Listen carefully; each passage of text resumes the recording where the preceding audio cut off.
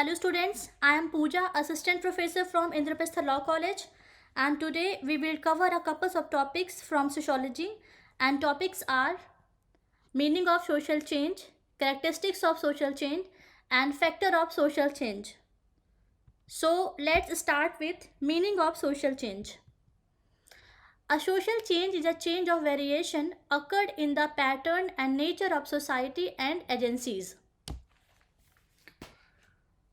सबसे पहले अगर हम बात करें तो एक जो सोशल चेंज होता है, एक सोशल चेंज जो होता है वो एक चेंज होता है या फिर एक वेरिएशन होता है। चेंज और वेरिएशन हमने इसलिए इस्तेमाल किया है क्योंकि चेंज के अंदर ही वेरिएशन आता है, इसलिए अगर हम वेरिएशन वर्ड का यूज़ करेंगे तो ज़्यादा एप्रोप्रिएट रहेगा। ठीक है, तो सोशल चेंज एक वेरिएशन होता है जो कि सोसाइटी और एजेंसी में अकर होता है, मतलब कि पाया जाता है, मतलब होता है उनके पैटर्न में या फिर उनके नेचर में। अगर हम एग्जांपल्स आपको समझाएं तो जैसे कोई सोशल चेंज हो रहा है सोसाइटी में, मतलब सोसाइटी में कोई एक पर्सन रह रहा है या फिर सोसाइटी में कई लोग रह रहे होते हैं, क्योंकि सोसाइटी तो बहुत लोगों की होती है।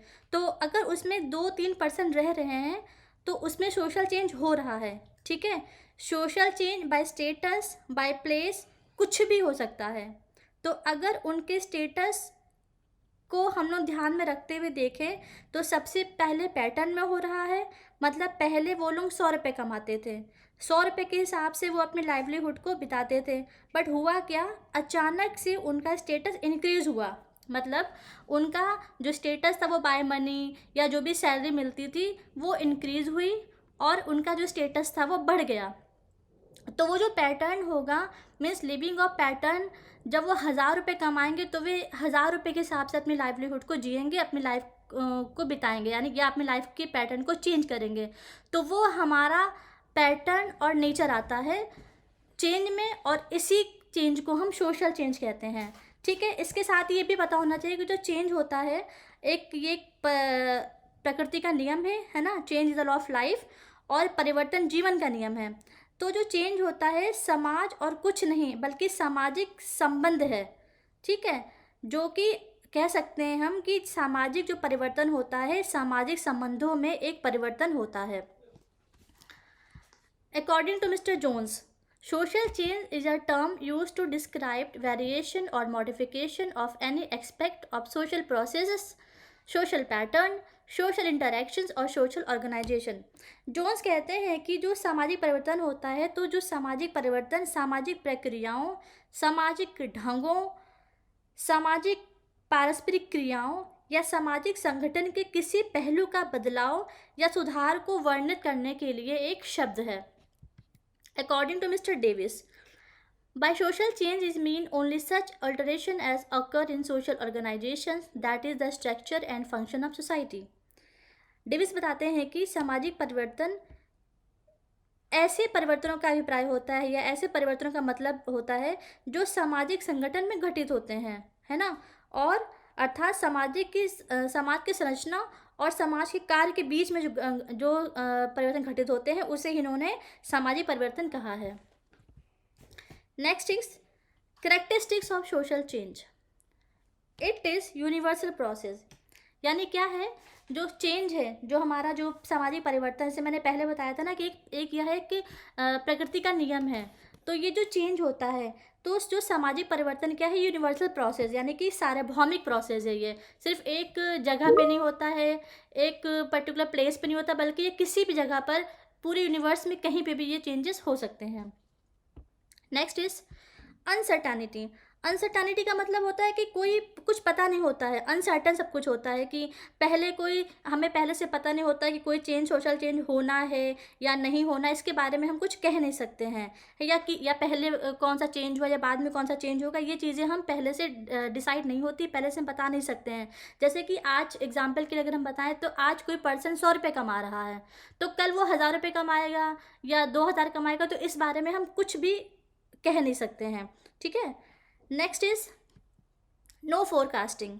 कोई फोरकास्टिंग नहीं होती है, यानी कि पहले से कोई भविष्यवाणी नहीं होती है कि कोई ऐसा बंदा है या कुछ ऐसे लोग हैं सोसाइटी में जो सन 2022 में या 23 में एकदम से करोड़पति बन जाएंगे, या एकदम से वो बैंकरप्ट हो जाएंगे, या वो इतना कमा लेंगे। तो किसी भी प्रकार की कोई भी तरह की सोशल चेंज में फोरकास्टिंग नहीं होती है।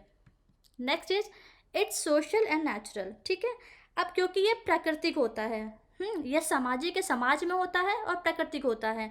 तो ये सामाजिक है और प्राकृतिक है, यानी कि जो कुछ भी चेंजेस हो रहे हैं वो क्या है, वो सोसाइटी के संदर्भ में ही हो रहे हैं।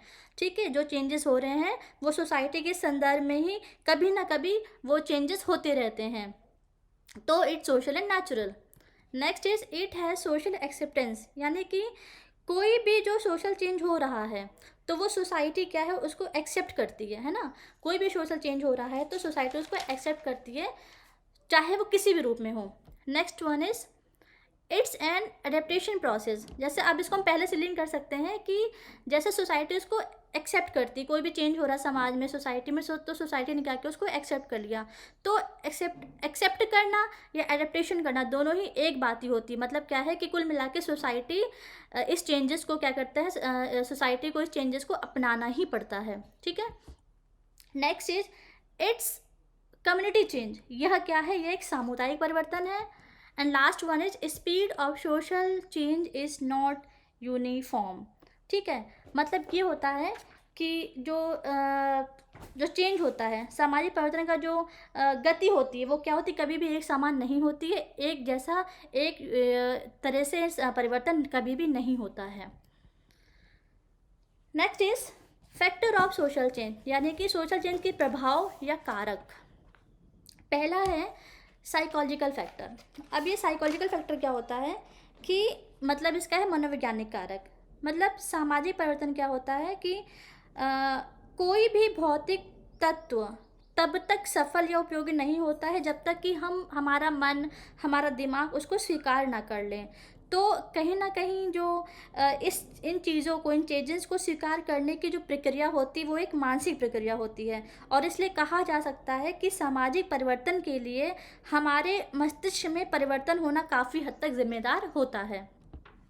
Next is geographical factor. Geographical का मतलब यहाँ पर है भौतिक कारक, है ना। जैसे कि जब कोई भी परिवर्तन हमारे भौतिक या भौगोलिक पर्यावरण में होता है ना, जियोग्राफिकल इन्वायरमेंट में होता है, तो उसका जो प्रभाव है हमारे सारे समाज पर पड़ता है। जैसे कि पृथ्वी की बनावट हो गई, उसका धरातल होगा, चट्टानें हैं, नदियां हैं, तो जो कुछ भी है ये क्या है, ये सभी मानव जीवन को प्रभावित करती हैं। यहाँ तक कि लोगों के आचार विचार से लेकर, आइडियोलॉजी से लेकर, रहन सहन तक, तथा समाज की जो भी उन्नति होती है उन सभी पर इसका क्या होता है, प्रभाव पड़ता है। तो कहीं ना कहीं जब भौगोलिक कारक होते हैं, जैसे कभी अगर तूफान आ गया, पहाड़ गिर गया, है ना, कोई बाढ़ आ गई, एकदम से भूकंप आ गया, तो भी क्या होते हैं, कहीं ना कहीं वो चेंजेस होते हैं। उससे क्या होगा कि भुखमरी बढ़ जाएगी, अपराध बढ़ जाएगा, भ्रष्टाचार बढ़ जाएगा। तो कहीं ना कहीं भौतिक कारक भी जिम्मेदार होता है सोशल चेंजेस का। नेक्स्ट इज डेमोग्राफिक फैक्टर्स, जनसंख्यात्मक कारक जिसे हम कहते हैं। देखो जनसंख्यात्मक कारक या डेमोग्राफिक फैक्टर भी क्या होता है, सामाजिक परिवर्तन में बहुत ही ज़्यादा महत्वपूर्ण भूमिका निभाता है। ठीक है, क्योंकि किसी भी स्थान की पॉपुलेशन का जो आकार होता है और घनत्व होता है, वहाँ की सामाजिक, आर्थिक, राजनैतिक और सांस्कृतिक व्यवस्था को क्या करता है, प्रभावित करता है ना। और उसके भविष्य की जो भी विकास की सीमा होती है वो निर्धारित करते हैं, यानी कि जहाँ पर जितना भी जनसंख्या होगी तो जनसंख्या के अकॉर्डिंग ही वहाँ का फ्यूचर क्या होगा, डिसाइड होगा। ठीक है, तो कहीं ना कहीं ये भी एक जो डेमोग्राफिक फैक्टर है, ये भी कहीं ना कहीं सामाजिक परिवर्तन का एक बहुत बड़ा कारण होता है। नेक्स्ट इज टेक्नोलॉजिकल कारक, यानी कि प्रौद्योगिकी कारक। प्रौद्योगिकी कारक की अगर हम बात करें तो यह जो कारक है, यह सामाजिक परिवर्तन का सबसे ज़्यादा शक्तिशाली कारक के रूप में जाना जाता है ना। क्योंकि प्रौद्योगिकीकरण के कारण क्या होता है, नए प्रकार का श्रम विभाजन हुआ, आबादी का स्थानांतरण हुआ, और जो भी हमारे मिल्स थे, कारखाने थे, उनका विकास हुआ। ठीक है, तो प्रौद्योगिकी का जो प्रभाव था, जो टेक्नोलॉजी का जो प्रभाव था, वो क्या हुआ, हमारे संपूर्ण रीति रिवाजों पर, सामाजिक मूल्यों पर, संस्थाओं पे पड़ा। तो ये कहा जा सकता है, या हम कह सकते हैं कि प्रौद्योगिकी के कारण ही हमारे जीवन में निरंतर परिवर्तन होते रहते हैं और भविष्य में भी अधिकता के साथ ये होंगे। नेक्स्ट इज कल्चरल फैक्टर, यानी कि सांस्कृतिक कारक। अब सांस्कृतिक कारक से मतलब ये होता है कि सामाजिक परिवर्तन लाने में सांस्कृतिक कारण भी एक महत्वपूर्ण जिम्मेदारी होती है, या कह सकते हैं कि सामाजिक परिवर्तन लाने में संस्कृति का भी बहुत महत्वपूर्ण हाथ होता है। ठीक है, क्यों होता है? क्योंकि सामाजिक एवं सांस्कृतिक परिवर्तनों में इतना अधिक संबंध है कि इसके बारे में समाजशास्त्रियों ने भी सामाजिक और सांस्कृतिक परिवर्तन में अंतर ही नहीं किया है। तो मतलब क्या है कि जो भौतिक और अभौतिक दोनों ही संस्कृतियों में परिवर्तन होने के कारण सामाजिक परिवर्तन हो सकता है। भौतिक संस्कृति हमारी आदतों में परिवर्तन लाती है, ठीक है, और जो हमारी अभौतिक संस्कृति है वो हमारे व्यवहार में परिवर्तन लाती है। तो इसलिए जो कल्चरल फैक्टर है वो भी कहीं ना कहीं जिम्मेदार होता है सोशल चेंजेस के लिए। नेक्स्ट इज इकोनॉमिक फैक्टर, यानी कि आर्थिक कारक। आर्थिक कारक से मतलब यही है कि ये भी बहुत बड़ा कारक है परिवर्तन में। कभी मैंने भी एक एग्जांपल दिया था कि आज कोई व्यक्ति 100 रुपये कमा रहा है और फ्यूचर में आने वाले टाइम पे वो 1000 रुपये कमा रहा है, तो कहीं ना कहीं उसकी आर्थिक स्थिति संभल रही है, अच्छी हो रही है, तो उस हिसाब से उसका सोशल चेंज हो जाएगा, अपने आप ही हो जाएगा, है ना। तो अगर बात करें कि हम इकोनॉमिक फैक्टर की, तो यह भी एक समाज में बहुत महत्वपूर्ण भूमिका निभाता है, क्योंकि यही एक निर्णायक कारक होता है जो किसी भी व्यक्ति का या किसी भी पर्सन का या किसी भी समुदाय के लोगों का स्टेटस लो से हाई कर सकता है। ठीक है, नेक्स्ट इज पॉलिटिकल फैक्टर। ठीक है, अब इसमें क्या है, ये भी इसकी बहुत अहम भूमिका रही है सामाजिक परिवर्तन में। क्यों रही है?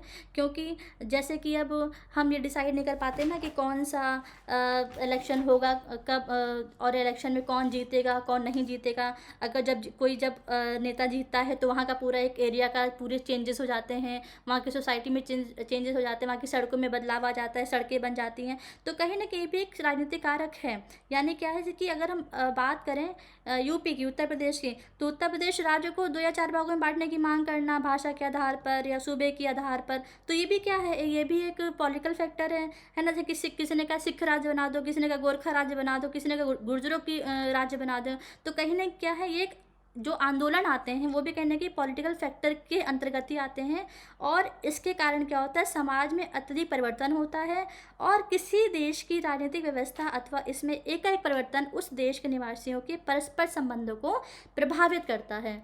तो इसी के साथ आज का आपका टॉपिक यहीं पे समाप्त होता है। Thank you.